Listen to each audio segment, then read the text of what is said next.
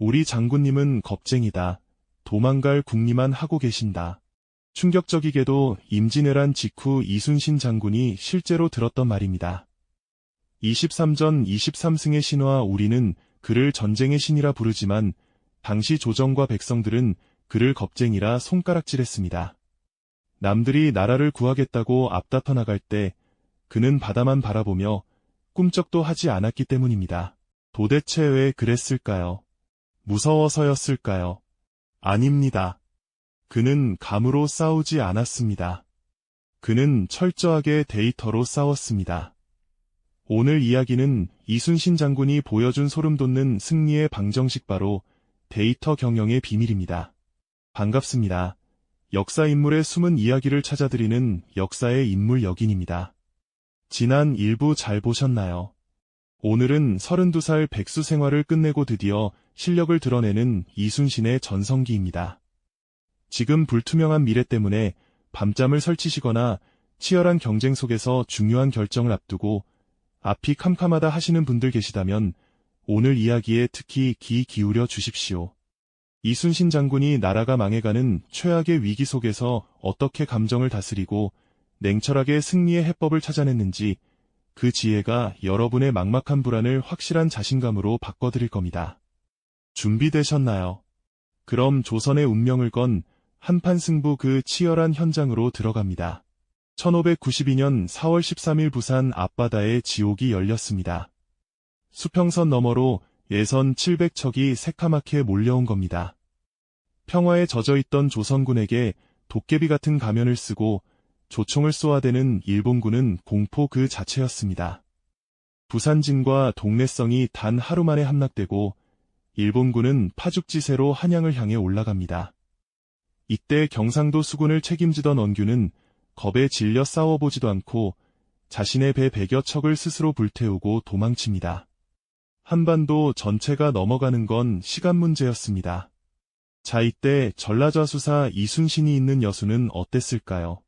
우리가 아는 광화문 광장의 동상처럼 이풍당당했을까요? 아닙니다. 그곳은 아수라장이었습니다. 피난민들이 몰려오며 외놈들은 코를 베어간다더라 하는 흉흉한 소문이 돌았고 병사들은 밤마다 담을 넘너 타령했습니다. 부하 장수들마저 이순신을 찾아와 울부짖었습니다. 장군님, 지금 경상도 바다가 피바다가 됐답니다. 나라가 망하게 생겼는데 왜 보고만 계십니까? 우리도 빨리 나가서 싸우든가 아니면 육지로 도망가서 왕을 지켜야 하는 거 아닙니까? 하고 발을 동동 구르며 따져 물었죠. 부하들의 눈에는 꼼짝도 않는 이순신이 그저 겁쟁이로 보였을 겁니다.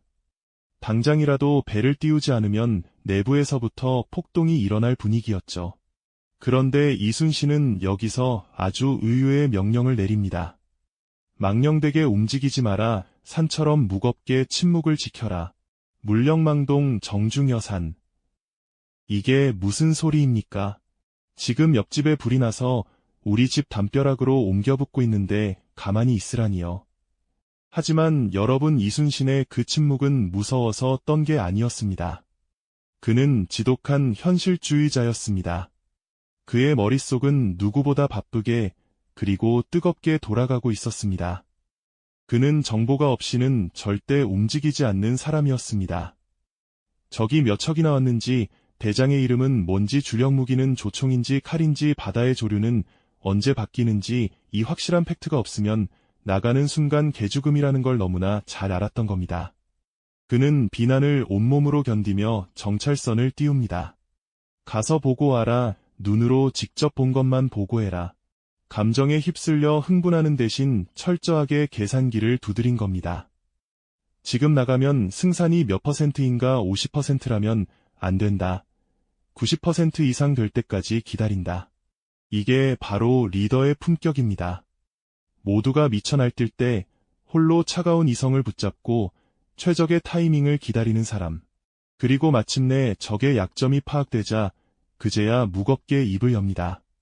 전군 출정하라. 이순신이 이렇게 신중할 수 있었던 믿는 구석은 따로 있었습니다. 바로 그가 전쟁 전부터 비밀리에 준비해온 최종 병기 거북선입니다.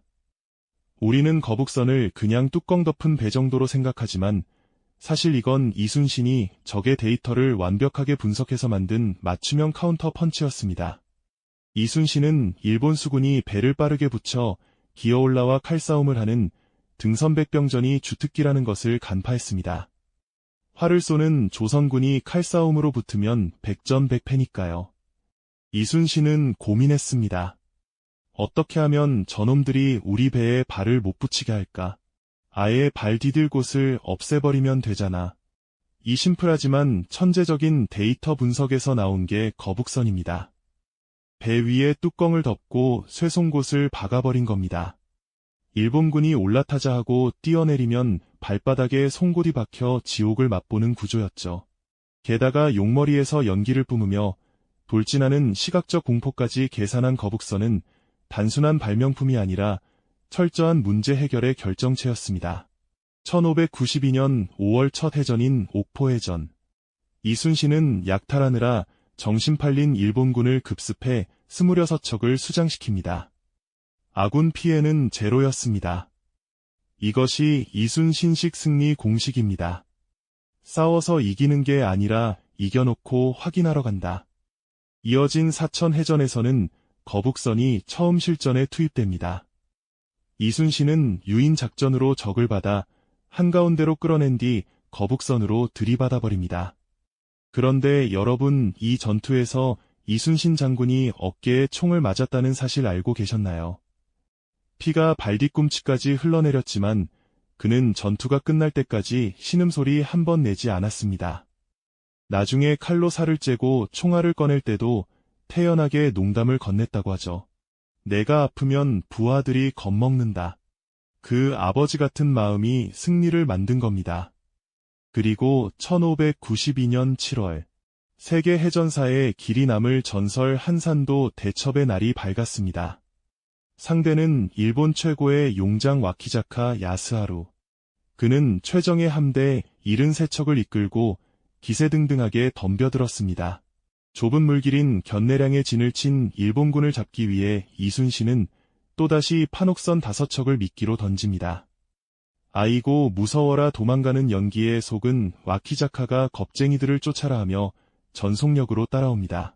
넓은 한산도 앞바다에 이르렀을 때 갑자기 북소리가 울립니다. 둥둥둥. 도망치던 조선배들이 부채꼴로 쫙 퍼지며 하객진을 펼칩니다. 거대한 배 수십 척이 바다 위에서 드리프트하듯 동시에 대형을 바꾸는 것, 피나는 훈련 없이는 불가능한 기동이었습니다. 도간에 든 쥐가 된 일본군. 발포하라. 사방에서 대포가 불을 뿜자 일본 배는 나무조각처럼 박살났습니다.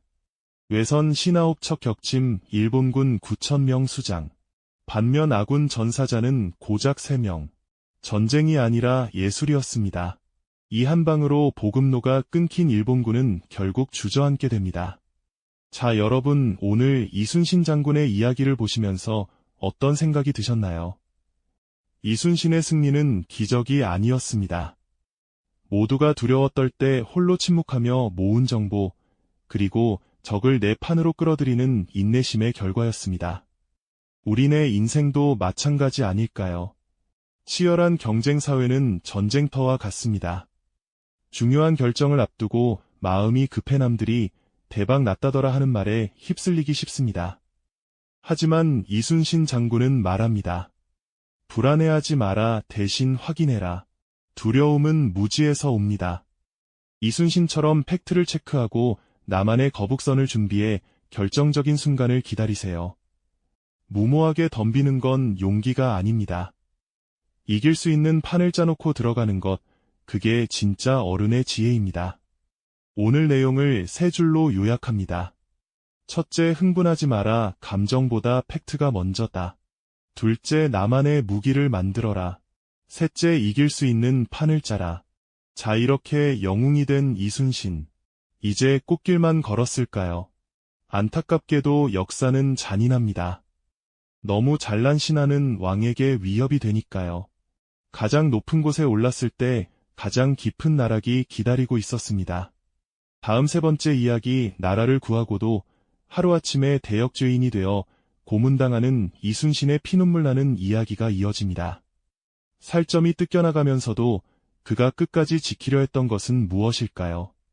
손수건 준비하시고 다음 영상 기대해주세요. 오늘 이야기가 유익하셨다면 구독, 좋아요 눌러주시고 댓글에 나는 이겨놓고 싸운다라고 남겨주세요. 여러분의 힘찬 댓글이 큰 힘이 됩니다. 지금까지 역사의 인물 여긴이었습니다. 고맙습니다.